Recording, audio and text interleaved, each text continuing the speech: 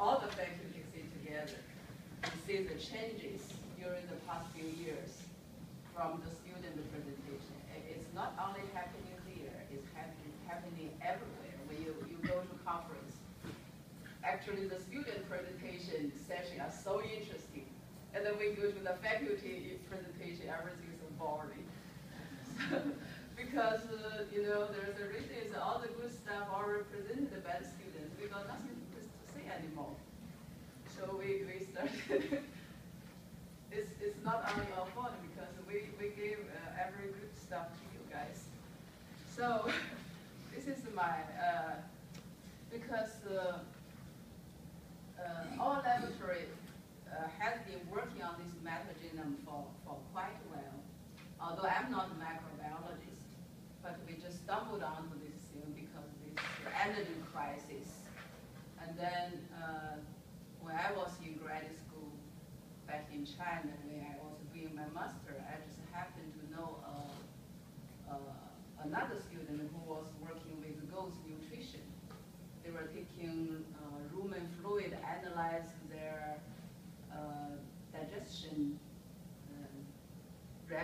reactions. And then when they started talking about this bioenergy crisis, the whole country was looking for alternatives. And I was thinking maybe we should study the ghost rumen.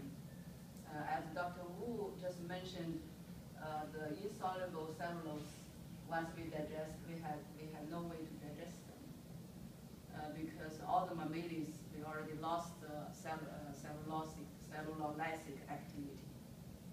So those, or even higher animals, once you get to the higher kingdom, it's only the very low kingdom, like bacteria, fungus, protozoas, they still keep their activity to digest the cellulose. And then I heard Dr. Hui Santosh in the lab, they already gave the presentation, is why we are using this microgenome approach. Conventionally, people always isolate the bacteria, fungus.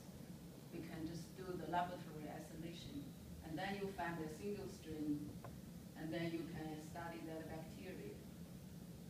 But the problem is their environment in the rumen, in particular environment, is so hard to duplicate, or that we have no way to replicate the situation.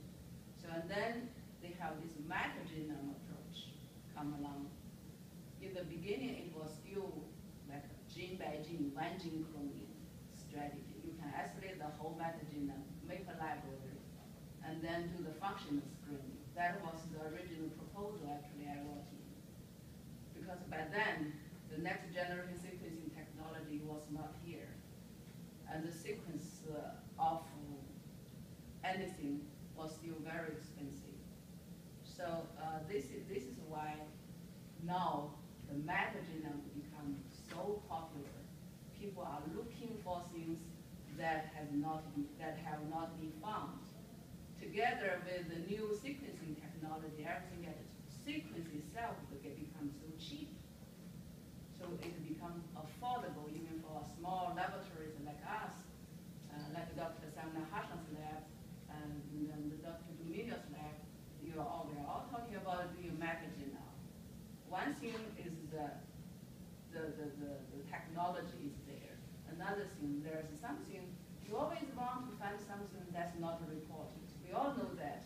We don't want to study something everybody has been studied for years, and then we put a lot of efforts there, spend a lot of money, we even cannot make a publication. So it's kind of the research, if ever you become a PI, the research actually is wrong, basically like business.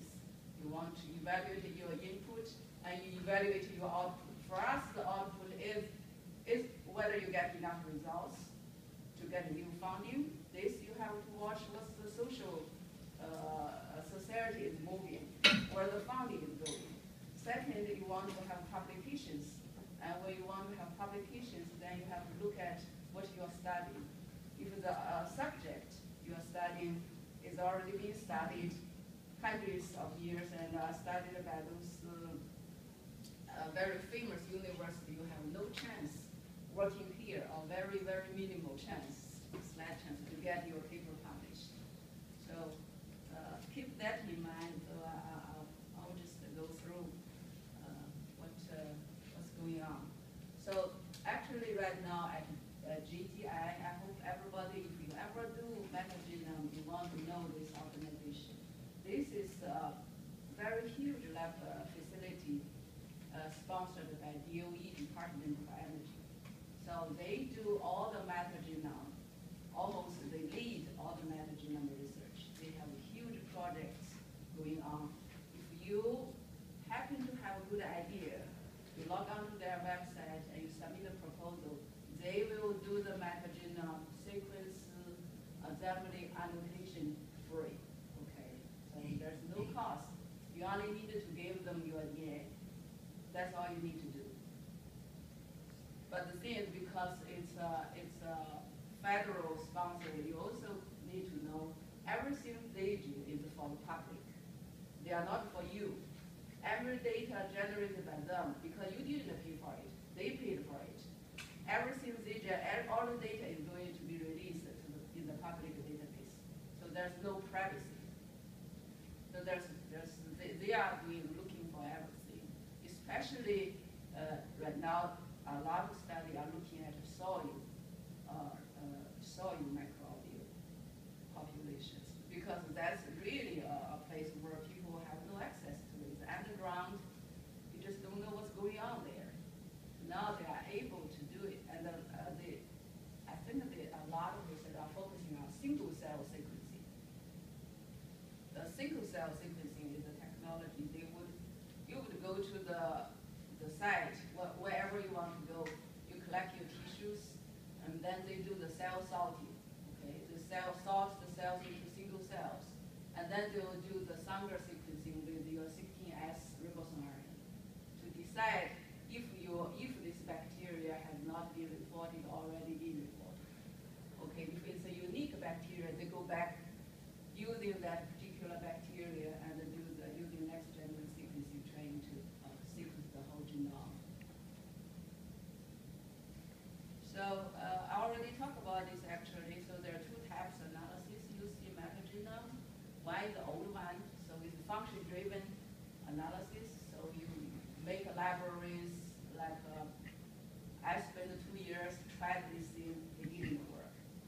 So we were hypothesizing that goat rumen had cellulose there, so we were cloning individual genes, put on the plates, had cellulose train to do a function clone screening. But think about it, a cellulase, for degrading a cellulose is not only one gene, it requires multiple genes. So the Hui came along, she did a much better presentation than I do. She can describe the chemistry really clearly. But with this single gene cloning strategy, it's always one gene expressed. So it's basically very, very hard when you're targeting on a complex reaction. And then the next generation sequencing came along and become cheaper. So we basically can get one whole genome sequence within $2,000. So we went that way. That's how we started doing this sequence-driven analysis. So this is what I copied from the internet on these slides. I think that was a question they were asking. What's his name? Sam Nahasha's PhD student. They were asking you why you were doing enriching with your culture. Actually, if ever you have done any enrichment, you should not call it metagenome anymore, because you already manually manipulated the population. So metagenome means you have to study the whole environment as what it is. So you can do a DNA approach. That's what we do with bacteria, because bacteria don't have intron, and their eye don't have poly-A tails. We have no way to isolate, very hard to isolate the mRNA. There's no way you can extract total RNA, but you have no way to get mRNA out. So we just go ahead and use genomic DNA approach. Because there's no intron, so you can just read left and right, forward and reverse. They give you a whole gene. And then you can do microtranscriptomes. When you're working with the fungus, working with the protozoas, they all have the mRNA, they all have poly A tails. So we can use the bees. You can isolate total RNA, use the bees, get your mRNA population, and then you do the whole sequence. So it depends on what you are studying. So the project in your laboratory, that's from we sent us their presentation. I just copied their slides. So we're trying to looking for the cellulase and the hemicellulase genes from those rumen. And we'll be working on it for so long. And I will say, I'll just tell you what we got so far. And we also started a new project with Gladys Bindu and Cassie is here on strawberries. So why we are studying strawberry, what are we looking for on strawberry surface? Because we read literature, they have organic, they compare the metagenome, microbial population on organic and unorganic fresh vegetables. And they found there's a different population actually on the surface of organically grown and those are unorganically grown fresh vegetables. So you think about when we eat anything, we don't only eat the fiber, the protein, especially with the fresh. Even when we cook vegetables, we don't really remove the proteins, the components from the microbial on the surface. We eat everything. Everything goes to your stomach. So we want to see, we want basically make a case here. So you see if the organically grown strawberry have more beneficial bacteria than unorganic. But that may not be the case, but that's our project. So I'll just, because a lot of people are going to do this, so there are a few steps. The first step is your DNA extraction.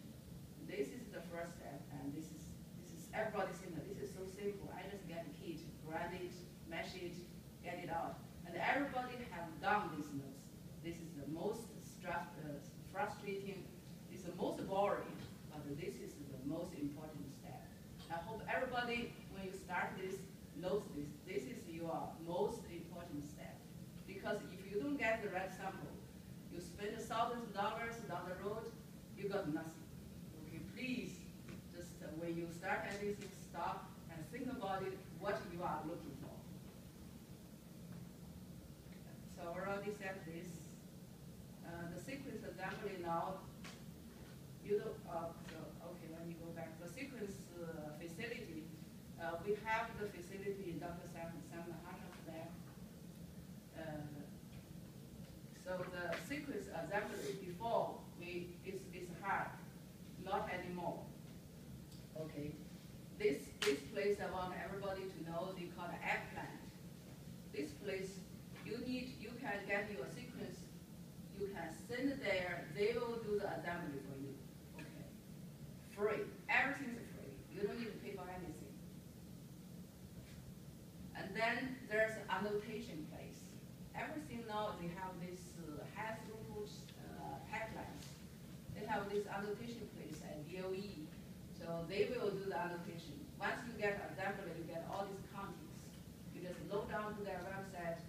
In 2 weeks, you get your gene back.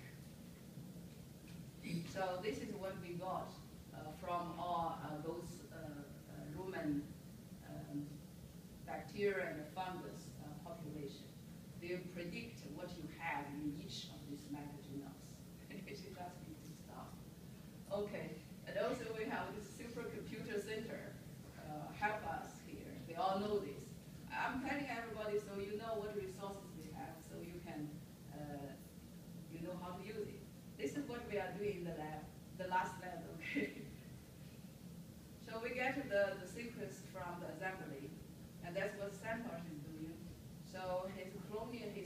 go back to the metagenome, get the sequence, we design the primers, and then try to clone them. So everybody knows, basically, all the students in the other end, they know how to do the single gene cloning. And then the question they have, what are you looking for? So we get the gene cloned, we sequence, and then we have to move them to an expression vector.